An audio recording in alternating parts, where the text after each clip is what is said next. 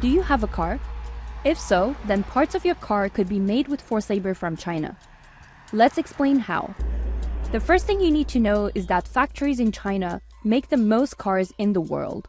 Major brands such as General Motors, Tesla, BYD, Toyota, and Volkswagen manufacture and sell cars in China.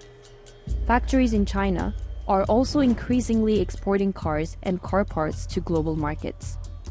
So where does the forced labor come in? Well, almost 10% of the world's aluminum, a key material for car making, is produced in the Xinjiang region of China. Xinjiang is home to the Uyghurs, a predominantly Muslim Turkic ethnic group whose culture and language are different from China's majority Han population. The Chinese government has long repressed Uyghurs and in recent years committed crimes against humanity in Xinjiang. The government's abuses include an estimated 1 million arbitrary detentions, an intrusive mass surveillance system, and cultural and religious persecution. The Chinese government has also subjected Uyghur and other Turkic Muslim communities to forced labor, both in detention centers and through labor transfer programs.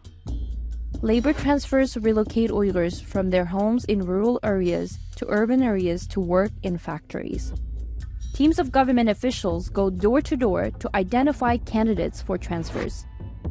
Human Rights Watch and other organizations analyzed hundreds of Chinese government and company documents available online and found links between Xinjiang's aluminum producers and labor transfers. Uyghurs fear detention or other sanctions if they refuse the transfers, so there's little choice but to accept the jobs and relocate. Labor transfer workers frequently face ideological indoctrination and limits on their freedom of movement.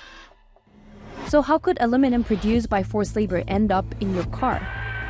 Aluminum from Xinjiang is exported to other regions of China, where it is melted down again, enabling it to enter global supply chains undetected, and maybe into the car that you use.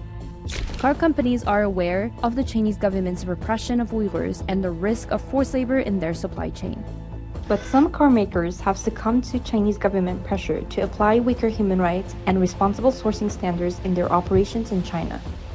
Consumers should not have to buy or drive vehicles with links to grave abuses in Xinjiang. So what can be done? When looking to buy a new car, consumers should ask manufacturers how they protect against links to human rights abuses, including forced labor in Xinjiang. Car companies should require their suppliers in China and elsewhere to prove the source of raw materials and show they are free from human rights violations.